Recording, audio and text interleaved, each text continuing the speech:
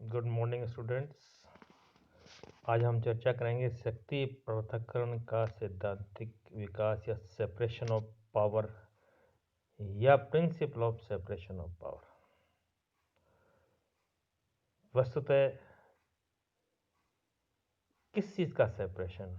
Separation यहाँ का मतलब है लेजिस्लेटिव का, एग्जीक्यूटिव का और जुडिशरी का। सेपरेशन का मतलब इन तीनों की जो पृथक्करण है, शक्तियों का पृथक्करण, इनके कार्य क्षेत्र, इनके अधिकार, इनके कर्मचारी ये अलग अलग रह करके कार्य करें। इनके आपस में कार्यों का दोहराव ना हो, ना ही कार्यों का टकराव।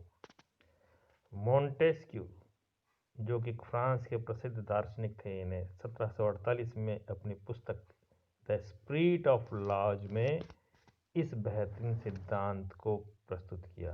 इसका मुख्य उद्देश्य लोक कल्याणकारी राज्य का स्थापना करना, साथ ही साथ जनता का सरकार में विश्वास पैदा करना था।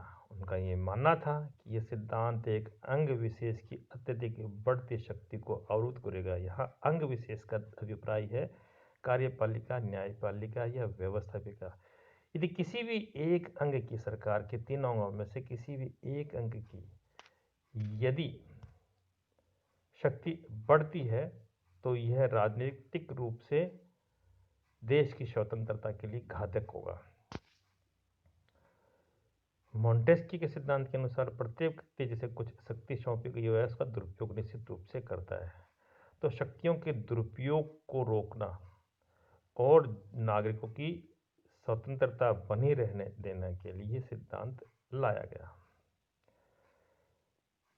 यद्यपि शक्ति पृथक्करण का सिद्धांत मोंटेस्क्यू के अतिरिक्त अरस्तु ने भी काफ़ी कुछ इसके बारे में लिखा है। अरस्तु ने विस्तृत चर्चा नहीं की, लेकिन फिर भी उन्होंने कहा कि शक्तियाँ केंद्रीकृत नहीं होना चाहिए। जिन बोधा,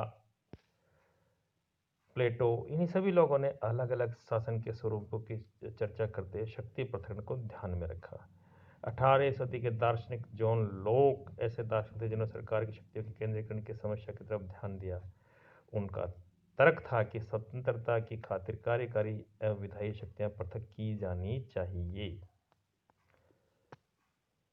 और स्वतंत्रता रूप से कानूनों का निर्माण होना चाहिए। मॉन्टेस्क्यू का यह मत है कि किसी भी व्यक्ति या व्यक्तियों के एक निकाय में विधायी, कार्यकारी और न्यायिक कार्यों के केंद्रीकरण का परिणाम सत्ता का दुरुपयोग होता है और ऐसा संगठन निरंकुश बन जाता है।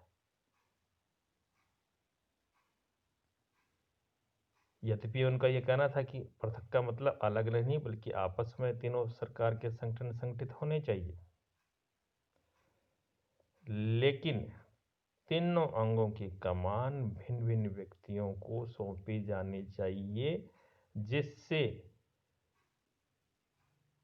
इन अंगों के क्षेत्रांतर्गत सौंपे गए भिन्न भिन्न कार्यों का उचित निष्पादन हो सके।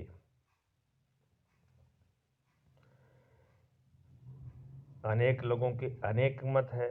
कुछ लोग शक्ति पृथक्करण को केवल एक कागजी सिद्धांत बताते हैं, कुछ लोग इसकी वास्तविकता में लागू होने की परिस्थितियों की चर्चा करते हैं, कुछ लोग इसका विरोध करते हैं।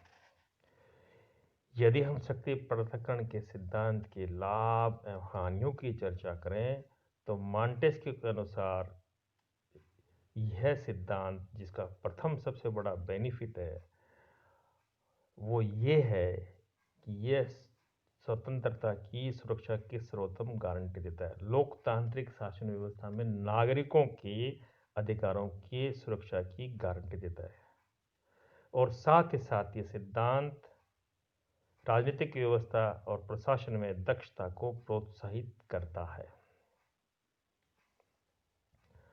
अगर हम लोग इस सिद्धांत की नेगेटिव में चर्चा करें तो यह व्यवहार संगत नहीं लगता कि न्यायपालिका, कार्यपालिका या जो सरकार के अंग हैं वे अंग पृथक रहकर परस्पर कार्य करें। तो इसलिए न्यायपालिका, व्यवस्थापिका और कार्यपालिका को अलग नहीं किया जा सकता। इससे सक्षमता भी फैल सकती है। ये सिद्धांत मानता है कि सरकार के तीनों अंग समान महत्व के, लेकिन वास्तव में ऐसा नहीं है। कोई न कोई अंग जो अधिक सक्रिय रहता है हमेशा सरकार में कुशलता से अपनी भूमिका निर्वहन करते हुए लोकतंत्र की सच्ची स्थापना करता है। लोगों की स्वतंत्रता शक्ति प्रतिकरण की अपेक्षा उनकी सोच, राजनीतिक संस्कृति, सचेतना और संस्थाओं पर अधिक निर्भर होती है, न कि केवल सेपरेशन ऑफ पावर सिद्धांत लागू करने से। जो भारत हमारा जैसा देश करप्ट देश है वो ईमानदार हो जाएगा जब तक कि लोग स्वयं ईमानदार नहीं बनेंगे, स्वयं लोग अपनी ड्यूटीज फुलफिल नहीं करेंगे, तब तक शासन का स्वरूप व निकृष्ट ही रहेगा। संयुक्त राज्य अमेरिका में शक्ति पृथक्करण के दर्शन ने संयुक्त राज्य अमेरिका के संविधान निर्माण को बेहद प्रभावित किया है, जिसके अनुसार अमेरिकी सरकार की विधायी, कार्यकारी और न्यायिक शाखाओं की शक्तियों के दुरुपयोग को रोकने के क्रम में पृथक रखा गया। शक्ति पृथक्करण का सिद्धांत संतुलन और अवरोध तंत्र से जुड़ा होता है। तो वास्तव में जो सिद्धांत है वह शक्ति संतुलन अवरोध का सिद्धांत, इसका वास्तविक मीनिंग है। संयुक्त राज्य अमेरिका के संविधान के अंतर्गत अनुच्छेद 1 विधानमंडल की शक्तियां प्रदान करता है, अनुच्छेद 2 राष्ट्रपति को कार्यकारी शक्तियां प्रदान करता है और अनुच्छेद 3 एक स्वतंत्र न्यायपालिका का सृजन करता है।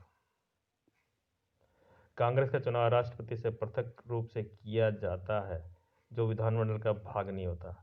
सर्वोच्च न्यायालय कांग्रेस और राष्ट्रपति दोनों के कृत्यों को असंवैधानिक घोषित कर सकता है। कांग्रेस को संयुक्त राज्य अमेरिका के लिए कानून बनाने का एकाधिकार शक्ति है। अप्रदत्त सिद्धांत के अंतर्गत कांग्रेस अपनी विधि निर्माण की जिम्मेदारियों को किसी अन्य एजेंसियों को नहीं दे सकती।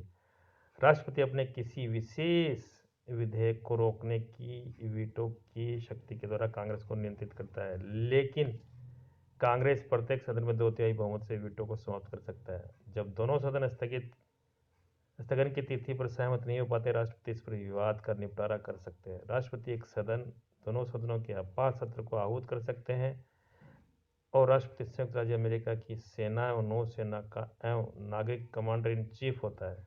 अतः समझा जाता है कि आपात स्थिति में भी वह सभी शक्तियों का प्रयोग करेंगे।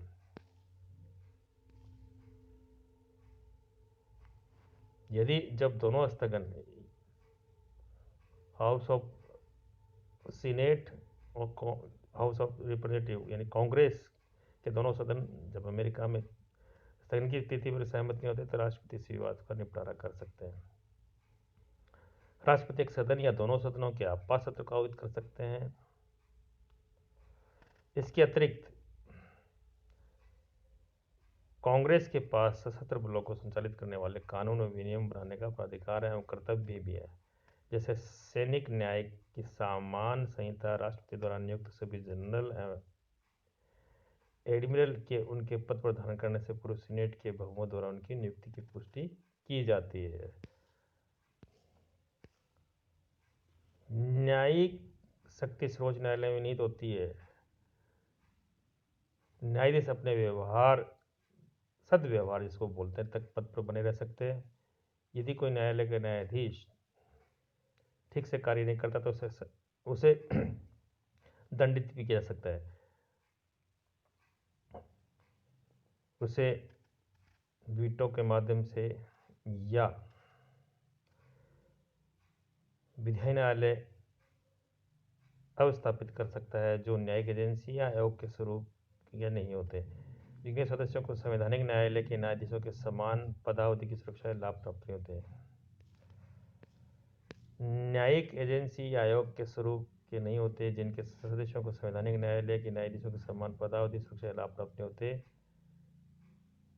विधायी न्यायालय संयुक्त राज्य अमेरिका की न्यायिक शक्तियों का निर्वहन नहीं कर सकते। न्यायालय न्यायिक समीक्षा द्वारा कार्यपालिका और विधायिका दोनों को नियंत्रित कर सकते हैं। संविधान में इस प्रकार का उल्लेख नहीं है, किंतु इसका प्रावधान विभिन्न संविधान निर्माताओं ने किया है। सर्वोच्च न्यायालय ने मार्बरी बनाम मेडिसन मामले में न्यायिक समीक्षा की व्यवस्था की है। कानून की संवैधानिक समीक्षा करने की शक्ति को कांग्रेस द्वारा सीमित किया जा सकता है, जिसे न्यायालय का अधिकार क्षेत्र निर्धारित करने की शक्ति है। तो स्पष्ट रूप से जो हम लोग बात करना चाह रहे हैं वह यह है कि सेपरेशन ऑफ पावर वास्तव में व्यवहार में संयुक्त अमेरिका में हमें देखने को मिलता है, जहाँ सीनेट, हाउस ऑफ रिप्रेजेंटेटिव और राष्ट्रपति, न्यायालय, इन सभी के कार्यों को पृथक पृथक किया गया है। इस प्रकार अमेरिका में कांग्रेस शक्तिशाली है, राष्ट्रपति भी शक्तिशाली है और वहाँ की न्यायपालिका भी शक्तिशाली है, और तीनों मिलकर के स्वतंत्र रूप से देश में एक लोकतांत्रिक व्यवस्था की स्थापना करते हैं।